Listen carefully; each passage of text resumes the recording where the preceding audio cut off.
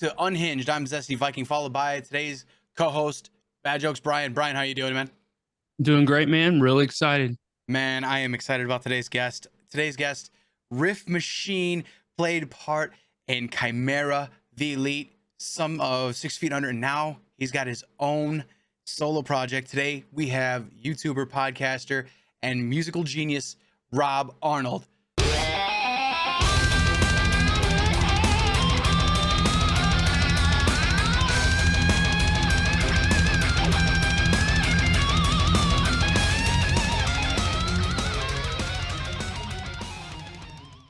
Rob, Hey. how the hell are you? What's going on? That's cool. I've never been introduced that way as a YouTuber podcaster. That's never been associated with me before. So anyways, I'll take it. All good. I'm doing great. Thanks for having me. Hey, man. First off, Rob, I'm a big fan. So it's a pleasure to have you here today. Really excited to talk about your solo album. If you want to let everybody know what exactly, it's coming out on the 9th. By this time, this releases this, it'll be out. If you want to let everybody know what is the inspiration behind wanting to do a solo album in the first place. Sure. Well, it's called Magnitude. It's been a long time in the making.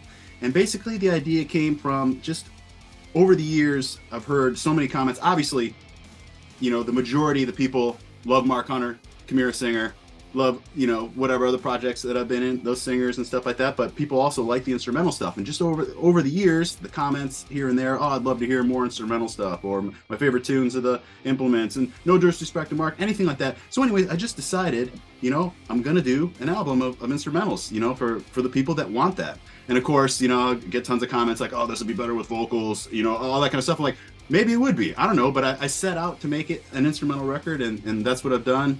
And I think I'll continue to do solo records in the future, but they will have vocals actually. But I wanted to just get one done that was completely instrumental. And they're not all like Chimera's Implements of Destructions, like in terms of length, or I don't know what that is, 10 or 11 minutes or something, Heart of It All those are longer. These are quicker, kind of wham bam thank you ma'ams. But in that realm, and the feedback I've been getting so far, people can definitely tell that it's Andals and I, and that sound that they're used to with Chimera. So just trying to give the people what they want with this one, and we'll see what happens. I will say, with your solo album, they're short, sweet, and to the point, but it does make you hunger for more and like, oh my God, wanting. Like I believe in the truest of art, where you guys have gone in and like for Heart of It All and for Implements of Destruction, that length. Some people are like, yeah, that song's too long. Me, I'm like, dude, just let the magic happen and listen and go for that ride. But such killer tracks. And I wanted to actually reflect on your past work with Chimera, in particular, like the instrumental of Implements of Destruction and Heart of It All. And you can get a taste of the desire and the writing elements. What is your main influence regarding instrumental compositions for that? Definitely Metallica. Just everybody loves Justice, or Till Is to Die, Call of Cthulhu, Orion, the classic instrumentals. So a lot of us in Chimera were always big instrumental fans, or Metallica fans and instrumental fans. And I don't think we ever set out to make an instrumental. It kind of just happened, and it was during the writing of Impossibility of Reason. We were just playing around with some riffs, playing around with like a big kind of like live part in the song Jade from Pass Out of Existence, which ended up morphing into some of the riffs for Implements of Destruction. And it just became a fun process of just jamming in the rehearsal space. This is way before we were doing any demos on computers or things like that. So it was just really organic and just playing together. And I think maybe at one point Mark said, hey, you know what? Because Mark would play guitar with us a lot of the time while we were writing and practicing. He's a songwriter as well, but he'd be playing guitar with us, especially in those early days. And I think at one point he just said, you know what, I'm not really feeling like kind of singing like over this. It's got a good, like kind of just all guitar vibe to it and stuff. Let's just keep going with this. And so that's what we did. That was like the turning point, probably saying, all right, we're going to make this an instrumental. Now that we know that, let's focus on that. And then everyone seemed to like that. But for some reason, I don't know why, we didn't do one on the self-titled. Is there one? Oh, and Resurrection 6 started out with the intention of being an instrumental, but then kind of in opposite fashion, Mark said, hey, you know what? I feel like singing over this. Really? And 6 became 6. Yeah. So that's why there isn't one on Resurrection. I can't say why there isn't one on Self-Titled. And then for the Infection, we said, all right, let's do another one, and the heart of it all came from that. I noticed in most of your tracks, I'm just reading here when I wrote because I'll get flustered and forget ADHD. All good. All good. I noticed in most of your tracks that you seem to take from one real riff and build on that idea. Is that your approach, or do you pull from other ideas like verbal phrasing, such as "Jim is fat"? Jim is fat. Well, first, I just want to comment and say I think it's awesome that you dug the dehumanizing process that much and watch it religiously, like you said. We're so lucky that exists. And I don't know if this is too much of a tangent to go on or whatever, but it plays into that. But Todd Bell, who's been the Chimera cinematographer for a long time, he made the dehumanizing process, followed around. He's been with us forever. He's a guy that went to Strongsville High School with us here in Ohio, a buddy. He had a band. I mean, we're all just so tight knit, and so close. But he had a band called District 5 with Garrett Zunt, who also he designed the blood logo on Impossibility of Reason. He made made the self-titled thing out of clay. I don't know if you've seen. I've posted some pictures of that, like the actual, like he made them. And then Todd photographed them and stuff. But anyway, so those guys had a band at our high school. Me and Andals had a band called Sanctum. Mark and Jim had a band called Skip Line. Our bands would play around the city and stuff together. But anyways, District 5, Todd Bell's band. One thing I noticed about them early on in their playing is their songs would be almost just like one riff, but like in the verse it'd be real tight picked, whatever, something kind of Rage Against the Machine-y, down-setty type stuff, but dun dun dun dun dun dun dun dun dun. In the chorus he'd open up a little bit, dun, dun, dun, and then or I'm sorry, pre-chorus, and then the chorus would be just full thing, but still like the same riff. And I was always like, I was inspired by that actually. And so while our songs aren't really like that, I think that my approach to really coming upon a memorable riff that you could build an entire song on probably comes from that homegrown Strongsville vibe and the songwriters that all of us going to Spider Studio. So we were all just cut from the same cloth and learning from each other and playing from each other, and had a lot of success just because of that. So that may be where that idea comes from. It's awesome. Okay. Awesome. Hey, real quick, I noticed I was watching some of your YouTube content over this last week, just to do a little bit of, reconnaissance and all that. Right. I noticed on one of the performances you were doing a watch over of or a rewatch of one of your performances because of a copyright issue. I think it was an interview with Julia from Fuse, which I used to watch. I loved that show. It's such a shame. I wish I could find where she went, because she's got to be doing something in metal. You know what I mean? Yeah. But anyway, if anybody knows in the comment section, please let us know. That'd be cool. But I noticed on stage, because of that, you couldn't show the Fuse performance of it. You showed something that you all had in the vault from Chimera Christmas 17. There is an actual Chimera logo on stage. It's a physical copy or a physical version. Is that what you're talking about? The clay one? No. Are you talking about a big silver Chaos logo? I couldn't see it because it was so dark, and then it was like a green, and nothing ever really lit up on the stage during that song, so I couldn't see it. I think what you're talking about is that I believe it was made by a dude named Pat Finnegan who did all the Crown of Phantoms artwork after I left the band, but he's like a machinist and artist and stuff, and he made a full, I don't even remember now, but this thing was probably 6 or 8 feet in diameter, a full big like steel Chaos logo. And I remember as they were hanging it up, I was like, man, that thing's dangerous. If that falls on somebody, or somebody's gonna catch an eye as they're walking by on one of the points or something like that. So anyways, but no, like if you look at I don't have like a copy of the self-titled album here, but if you do, I don't know, like a CD, open it up and you see like there's an actual Chimera, like a monster, like a I don't know, like a lion or a wolf or something, with like a snake or whatever, in like this destroyed like apocalyptic type scene or whatever like that. And he actually made that whole thing out of clay and then photographed it. So that was real? Yeah. That wasn't a graphic? Yeah. Oh, cool. Yeah. I'm sorry. That is Go sick. ahead. Good. I'm glad that's impressive. I'm glad. Since we kind of went into the YouTube space for that, I actually want to go back to September 18th when you uploaded a video talking about Big Boy, your prototype for the RA600. And by the way, I'm still looking for an RA600. It's impossible. Good. I've been looking for months and months. Actually, I think I messaged you right off the bat like, hey, so what about that RA2? And you're like, no, that's not, but you can get that. And I'm like, I know. But would you care to recap the situation, even though it's a painful situation? Would you also maybe fill us in Sure. if there's any developments? Sure. Yeah. So all about the getting an RX 600 real quick. I tell everybody just patience and determination. Just setting up like notification on eBay and on Reverb or something. But you know how many people I've told that to now? Like 100. You know, so everybody has notification set up. So you got to be the guy that when it comes up, you got to jump on it. Yeah, I will fight to the death for that thing. You know? So yeah. Well, I wish you luck, and please let me know if you end up grabbing one. Because every once in a while somebody will show me, they'll be like, dude, I got one, I found one, you know. So anyways, with Big Boy and Little Boy, so the RA600s, before the production model was actually finalized and, you know, was made available for sale, they did 3 prototypes, and each prototype they'd send me, I'd look at it, you know, and they were according to my specs, but I'd see something like, you know, I want a jet black finish versus a see-through finish, or I don't like the way the logo is, or whatever. I'd make little changes, and then they send me another one. Okay, this one's cool. It's almost there, but I want this changed or something. So anyways, I have 3 prototypes that are all one of a kind because they're slightly different before we decided on the actual RE600, which became the production model.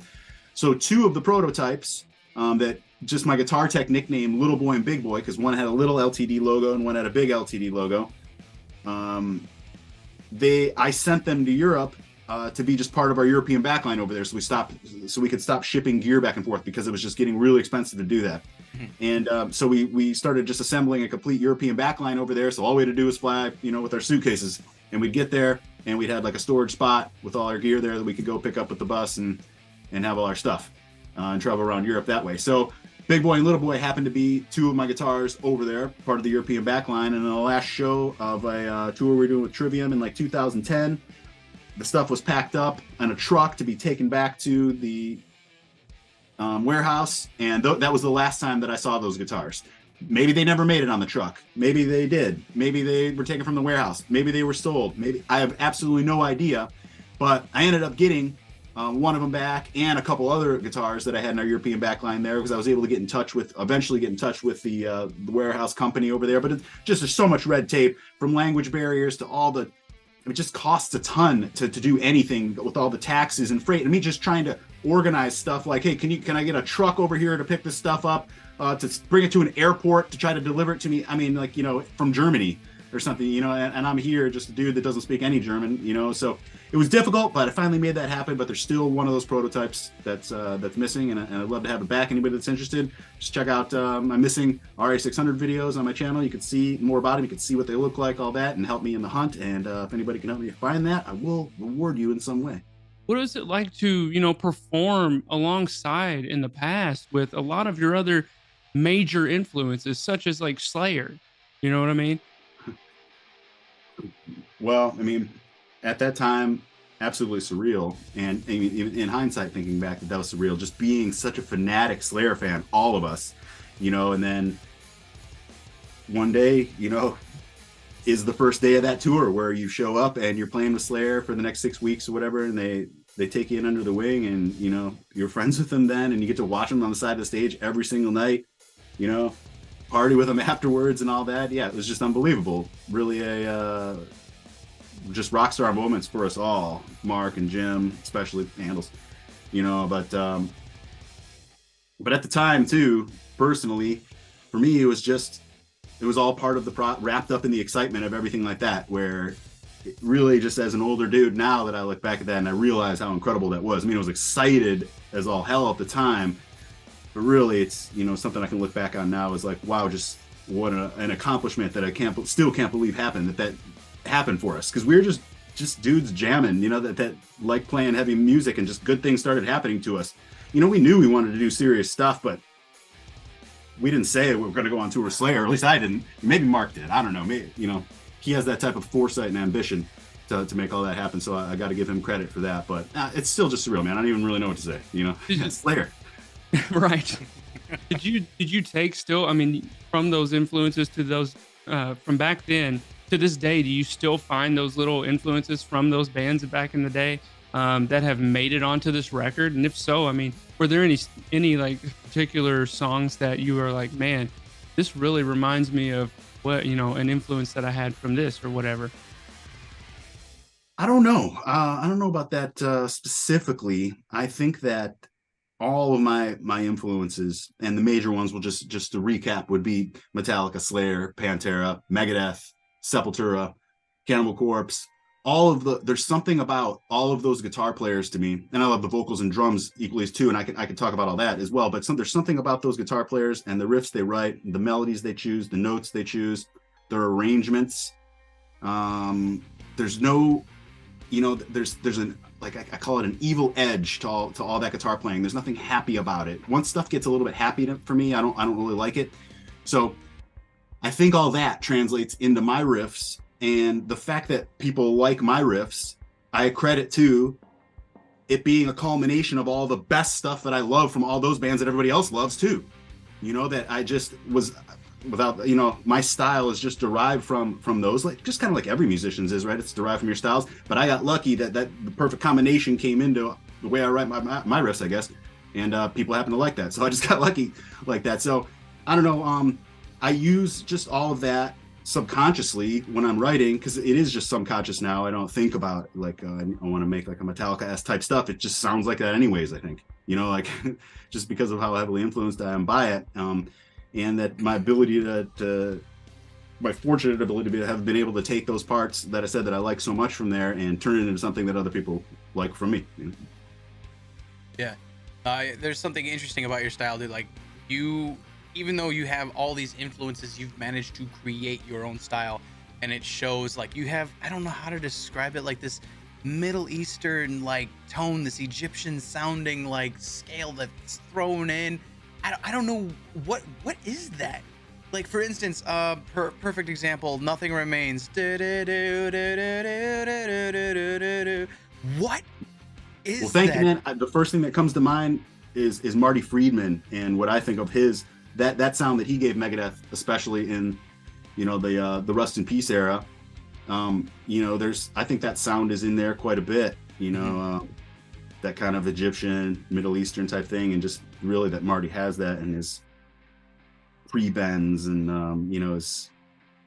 his half-step bends like up to the note and stuff like that. But Mustaine, I think, has that a lot too. I don't know. It's not like I sit and jam Arabic music when I'm driving around the town or something like that in my car, but I am attracted to that sound. I don't know what it is. Yeah, Charming the Snake, or Slayer, some of that too, like that Seasons in the Abyss, that video. Oh, yeah. They're in Egypt and stuff like that. So I don't know necessarily that sound like that we're talking about, but that vibe, I think comes a little bit from Slayer as well. Maybe even Sepultura has that a little bit. None of that in Metallica, I would say. Would you agree with that? There's none of that Metallica. No. Yeah, no. But I mean, you made it your own, and I love that. But I also want to follow up with, because you were talking about what it was like touring, and I also want to kind of reference something that has puzzled me for a while. I seen it recently on the Dehumanizing Process, and then I've also noticed that this little snippet happened once again. Within Pulse of the Maggot live DVD, the little footage you guys were playing, and Corey Taylor managed to come out butt-ass naked. I don't understand where that came from and why. I want to know what was the story behind that and why. I think it was just being a goof. That's it. And maybe that happened in Cleveland, and so maybe he was like giving his like stamp of approval to us in front of the Cleveland fan base, which I think that show alone, probably doubled or more, our fan base at that time in Cleveland. So I don't know, because he didn't do it on any other shows, just there in Cleveland for our hometown, and so I think he's just being a goof and kind of giving us a kiss of good luck, if you will. I want to follow up with something real quick. This has to do with your just overall talent and everything that you've incorporated into your style in the past. And the harmony one, I believe, was a fifth, and I'd use that for certain solos. The only one that comes to mind right now, Condensation, that little part.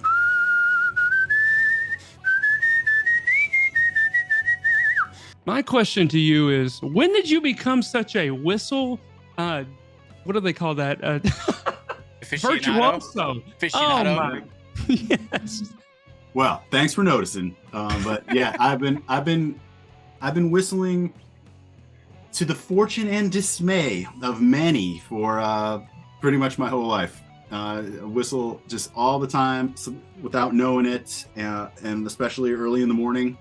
So whether it's annoying it started with my mom, way back in the day. She'd be up in the morning and she'd be like, please just let me have my coffee, telling me to shut up because I'd just be whistling around the house. Then it moved into, I'd be up, I'm an early bird, I'd be up on the bus. Everybody else is asleep, on tour, and I'm whatever, whistling, putting the coffee together, or making eggs on the bus or something like that. And, I'd hear a shut the fuck up or something, from the, oh, sorry, I don't even know I'm doing it. I'm just like a happy guy, And now my kids, they're like, please, Dad, it's too early for that, because I'm making their breakfast before school or something like that, just whistling.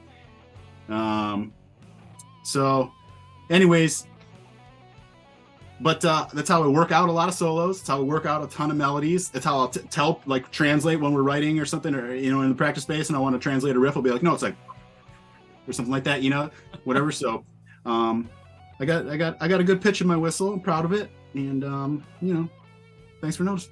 Yeah, I'm gonna hand this to you, Zesty. But I was just gonna say, man, that is the first time I've heard somebody say that. That's how that they translate what they're thinking in their head to someone was through whistle tones. That's amazing. Definitely. Amazing. Yeah. Oh Mm-hmm. man. And you do it so beautifully. It's actually like, am I watching The Sound of Music? What the hell? It's amazing. Axl Rose was my inspiration for that. Really? Yeah. Little patience. Yeah. Oh, okay. Yeah. Have you ever thought about putting the guitar down and just picking up the mic just for a solo? I'm just Dude, hey, you know what? Let me tell you something. Every on the Elite's Total Destruction record that came out in 2018, I want to say that every single solo on that record was whistled into the mic. I wrote every single one whistling at first, then went back on guitar and filled them in probably a couple years later. Like after we were putting all our ideas together. I don't know if you've ever seen any of our making of videos that I have on my Facebook. We went through this brownout when Hurricane Sandy hit, and the guys were in town recording, and the studio was booked. We're here, but there was it was what's called a brownout, is like half power. So certain things could work. You couldn't fire up an amp. The lights were at half power. I was able to use my laptop and stuff. So we wrote 95, maybe to 100% of the Total Destruction record just on acoustics and whistling in solos and stuff like that out of necessity. And then had to do another session long time later and went back and redid everything. That's so cool. That actually answers a question that Brian brought up, because when we were going back through, we were watching the Total Destruction music video, and it showed you just jamming on the guitar, the acoustic, and he's like, why is he jamming on the acoustic when they're in the studio? But that actually explains why. Okay. Yeah. That's awesome. And it leads me to my follow-up question. How was the difference, or what was the difference or in experience between recording with the Elite after being in Chimera and the writing process different? Well, that with that one, let's see, how was it different? What we do with that one, with the Elite, is we kind of just sit around and come up with riffs on the acoustic, and Austin, the drummer, he'd play a lot of riffs on the acoustic too, and I'd be like, oh, I like that one. He'd just sit around and play guitar all day while I was just working on putting the arrangements together, or mixing or recording vocal, whatever I was doing. He'd just be playing guitar all day, and I'd be like, I like that one. And then so we'd take note of it, and he'd jot it in there, or I'd do that sometimes, and back and forth, and we just start putting songs together like that, riff by riff in the computer, hearing what they were like, building those arrangements. Then Austin would go in to the drum room and just freestyle drums over those fresh arrangements we had just put together. Then we'd listen to those, refine, rebuild, reconstruct the song based on all that, and then re-record everything for real once again after that.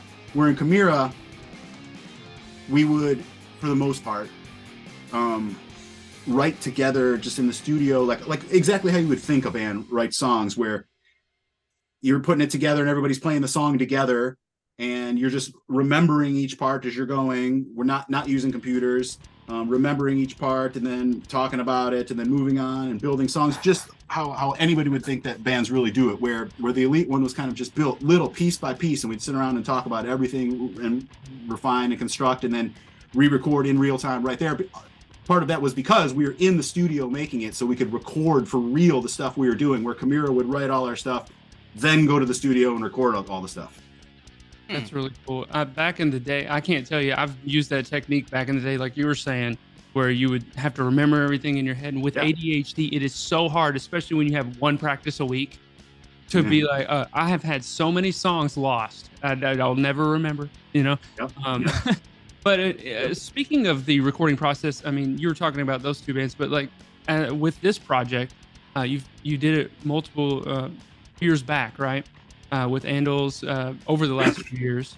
Did you do that at home or did you go to a studio? And then my other question to go along with that, if you don't mind, do you like using plugins or do you like using your traditional guitar effects going in with a DI? Or do you reamp through your effects and stuff like that? What is your technique? All right, well, long story to answer all that, but when I left Kamira, my last show was December 30th, 2011. For the few months building up to that, I told the band I was leaving maybe 6 months before that date, and I agreed to finish out our touring obligations at that time. But during that time, I began planning what I was going to be doing after leaving Kamira, something I thought I could never do, but I just had to. So anyways, I'm like, all right, well, I really like the recording studio. I think I could do it. But at that time, I was already recording Kamira demos just on my laptop and with something called an M-Box, which is like, like there's so many things like that nowadays, little Focusrite interfaces. It was just a small interface, but there weren't a lot of them back then. But I was already making those for Kamira, and I would always pay attention a lot in the big studios when Kamira was recording and stuff. And I thought, I'd like to do this. So I had planned to build my own recording studio so I could continue to make music, learn how to do everything just on the fly, record local bands for money and to get practice and all that. And that's what I did. I saved up a bunch of money right at the end of Kamira, and then I built my own recording studio downtown Cleveland, and with the sole intention of being able to just write and record my own music to bypass the getting a record deal thing and having, because it costs a lot of money to make a record. So I thought I could beat the system by just doing it myself. So at that time, we built the studio, the Elite came in, we wrote those songs, and at that same time, I started writing the songs for Magnitude, my instrumental record. This is back in 2012. Then in 2013, so after I wrote them all the Magnitude songs, while simultaneously working on the Elite stuff, I sent all the Magnitude songs to Andals, where he started writing everything in his head, all his drums, and he wrote everything in his head, and then came to Cleveland in 2013 and recorded all the drums perfectly that you hear on the record exactly like they are, just from his head. Like those, when he sat down and started recording his tracks, that was the first time he'd ever played those notes. So which is cool. What he does too, he just charts everything out. He writes everything in his head and then on paper, and then he sat there with a music stand and all his notes and played the songs how he wanted them. Wow. So that was incredible. So then all his stuff was done in 2013. He went on with his life. I forget at the time, I think he was living in Vegas, went back to Vegas. And at that time, right around there, then I ran out of money because, like I said, I had left Kamira. I'd spent a ton of money building this recording studio, buying all this gear, microphones, everything, just spent a lot of money. And I'm like, shit, now I got to do something. So I started just recording local bands, which is a blessing in disguise because I learned for years recording local bands how to make better records and stuff. So then when it came time now to put out the Elite and then Magnitude, I was armed with so much more knowledge about mixing and producing and all that.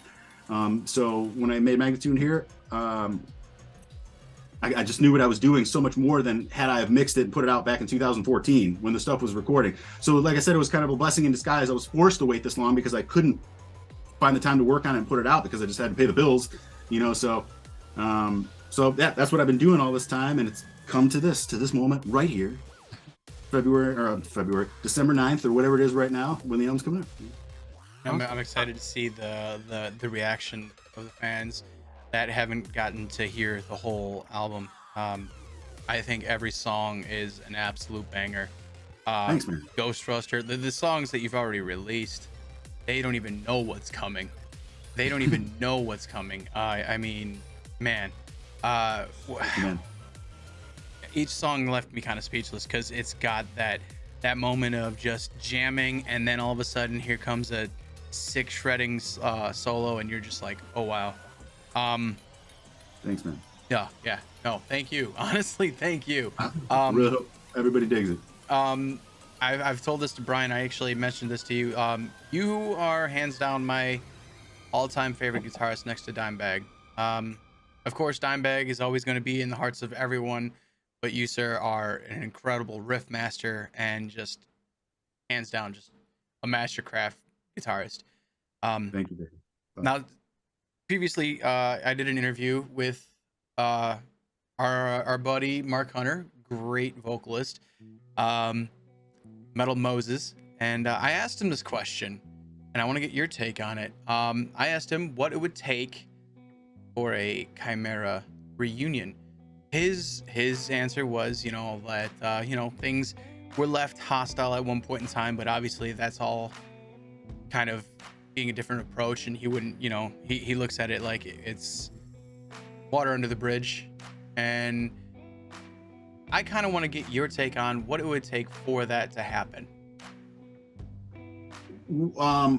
First, to be even mentioned in the same sentence as Dime, I'm honored and still in disbelief. I'm as big of a Dime fan as you and everybody else, man. And maybe I'm not that big of a fan because I don't have any tattoos. But you got me there. You got me there.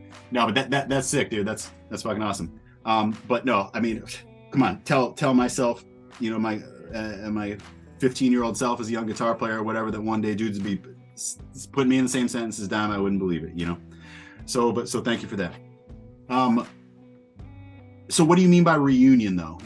Like, even if it's just one show, I know he mentioned that there was a possibility of, a Chimera Christmas, but something happened that kind of put a kibosh on that. Referring to the, I don't want to say it because it'll flag the video, but 2020 events. But also even if it is like maybe an actual full-on tour, not just one show. So you mean kind of like a full reboot album tour, like getting everything back going again? Even that, yeah. It's just no one, I guess, except for people in similar situations to us, really understands how difficult that is. There are so many moving pieces. There's so many facets. I mean, to the average Joe, it's just like, what could be so hard about getting the band together and playing some songs you already wrote and going and playing some shows? Mm-hmm. It's just that we maybe we could throw something together and do it like that, but we try to operate at a higher level, and we'd want to do it right, and that just takes a lot. The analogy I always use is that it's a big, huge coal burning locomotive with wheels that are stuck with rust right now and everything. Now, you could pound it with a sledgehammer, get some WD-40 or whatever, get those wheels moving again, start shoveling in coal and trying to get that going, but all that's a lot to get that to turn, then to get it okay. And even in 2017, when we did that reunion, we got it turning. The train moved, and it was a big success. And then what? We couldn't even sustain it, couldn't even keep it going, and it's puttered out again. There wasn't enough coal. And so what is enough coal? That's hard. It's hard to mine right now because of the ending of the band back then. Guys moved on. Only Mark and I are really in a position right now where we're just, this is what I do every day, besides my wife and kids and stuff like that, nothing would be holding me back from just hitting the road again and doing everything full force. And Mark's in a similar situation, and he doesn't even have kids, so it may be even easier for him. And Jim's the only other one in Cleveland, but he owns and runs a barbershop full time. His passion is right there with Mark in mind, you know, where he'd want to do it given the opportunity, and if some great opportunity came up, he'd be the next one that would make some moves to make it happen. But he's also living a different part of his dream right now. You've seen it from the DVDs. You know, he's always been a barber. He's, you know, his uncles were barbers. They've had barbershops in their family for generations and stuff like that. And he did it. He's made it again. You know what I mean? Like in a different facet. Right. So that would, but he loves music just as much as all of us, and he would try to make something happen. And then there's you know, Andals, who's just in a boat where I don't think there's really any return. I don't know from that thing. I've just a side tangent. I've hoped that this Magnitude album could be what it takes to break him out, because I'd love to play these songs on stage with him. And seeing all this going on right now, for the people that know, Petrucci's out there playing with Mike Portnoy again, and they're just going out doing that stuff, man. I see that, and I'm so inspired by that. I want to go do that with Andals. You know, I haven't like actually even said that to him yet. You know, I want the album to come out. I want him to really feel the love from people and see, you know, if it's successful, what it means to people and stuff like that. And perhaps that could be some sort of aha moment for him, that breaks him out. Or maybe I'm just speaking completely out of naivety here. Maybe he's debilitated in some way because of his illness. That's not even a possibility. I just don't know that yet, but I'm going to approach it. I hope to have him on, you know, for Everything You Love, and ask him straight up and talk about the album with him and all that kind of stuff. So that's going to be coming. But and then you know, Chris has moved on. He's a successful like software dude in like the fitness industry and other, like, I don't know, tech industries, stuff like that. Matt's got some job, but we're you know, and two boys to support down. He's living down in Florida, so Matt would love to do it too. But there's just a lot that would have to happen. I think I just gave way too much information that people don't want to hear. They just want to hear, man, fuck, get the band back together, let's do this. I know it's just hard. Somebody would have to dangle a really fantastic situation in our face that would change everything. Nobody right now is willing to go out and get that, which is what you have to do. You want to do a band, you want to make it, you want to go back and do big things again, you got to go all in. You know, you can't just dip your toe in the water like we did in 2017. You got to be ready for the full ride. So I just don't think that everybody's there for that in Khmer anymore. And that's kind of, yeah, that's, I totally can relate. Not in the sense that you guys, you know, national and everything, but I could totally, I mean, just even finding people that are dedicated enough to do that, like you were saying, you want to go all in, and being able to find others that would do that at a smaller level. Do you have any, what would you say as far as, do you have any, you know, tips or advice for those who may be in a band or a group and at a smaller level, and they have all the right mindsets, however they're going through turmoil within each other, and they may be taking it for granted when they're all perfectly physically able at that moment to go do something great. However, they let little arguments and spats and things of that nature get in the way. Do you have anything that you can give as far as advice in that situation?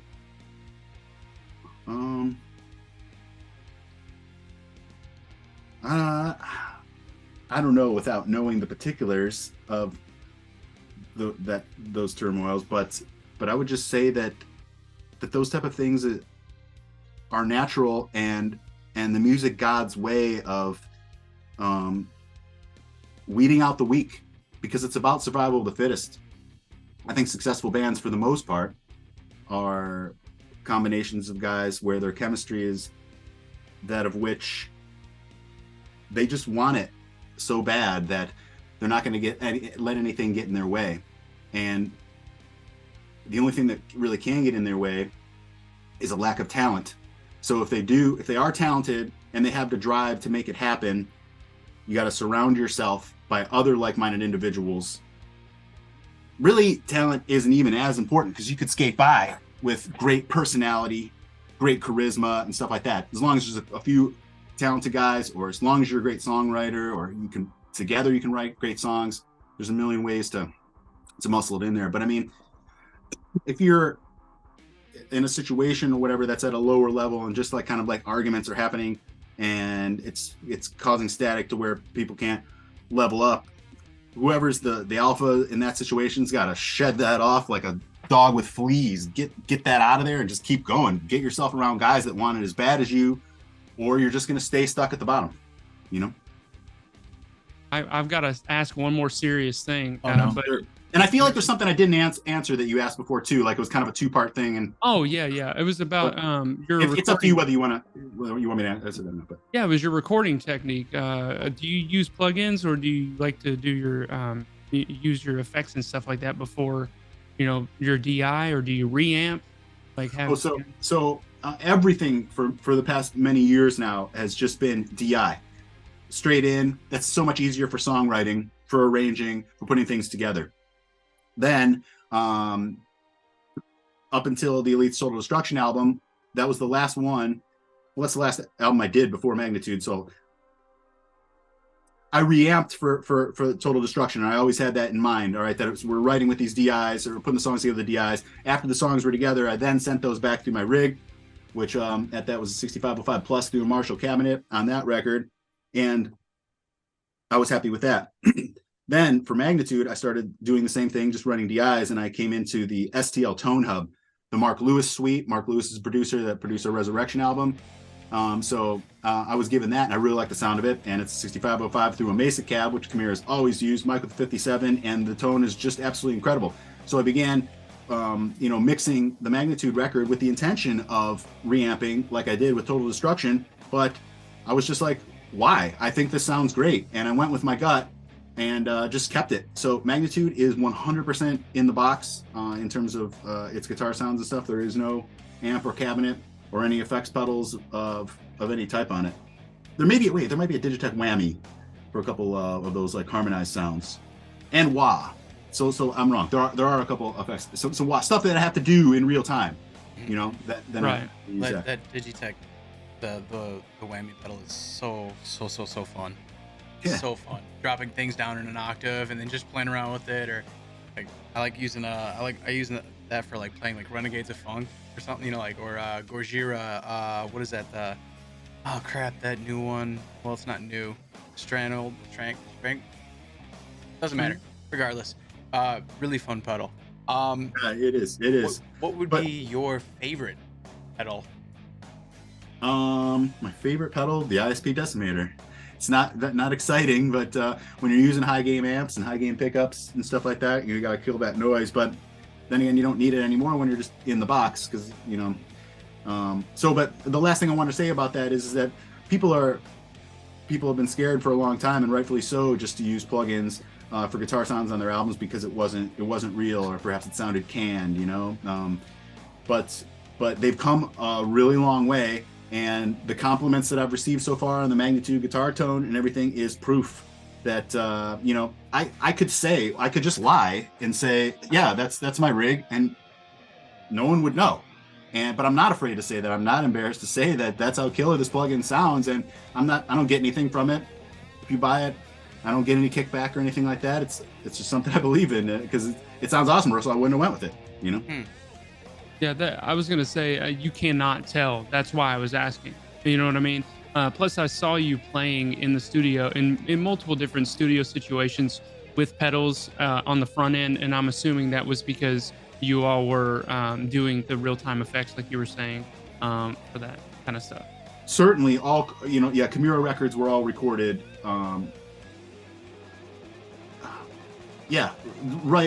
Right into pedals on the front end, but I mean, just whatever effects we'd be using at the time, whether it was a wah or something. We've never used boosts, we've never used anything like that, but then it would go to the amp and be mic'd, but we'd also run a DI simultaneously, which makes editing easier and gives you greater flexibility down the line if you do want to reamp.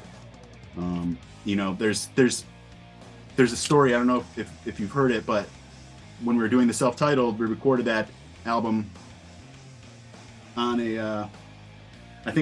I forget which was first. I think on a Bogner Uberschall. And when we finished recording the self-titled, Monty Connor, our A&R, said he didn't like the guitar sound. He said, reamp it. And we're like, what's reamping? And he's like, you didn't record DIs? And we're like, what are DIs? Oh God. So, there's a point, where stuff becomes a realization to people. And that was us in 2005. So we went back then and re-recorded all the guitars for self-titled through 5152. and then ended up in the end combining. So that's our only album that's quad tracked, a left and a right with the 5152 and a left and a right with the Wagner Uberschall. And there's no denying it's a crushing guitar sound that a lot of people like. So, but then come Resurrection, then we started also recording DIs as well. And obviously, because it's just a smart thing to do for greater flexibility, as I mentioned. Well, Rob, it's been a pleasure, and I want to thank you for your time. If you like the content that you are seeing, do me a favor and smash your face against that subscribe button, like the video, and follow us up for more content such as metal interviews and news.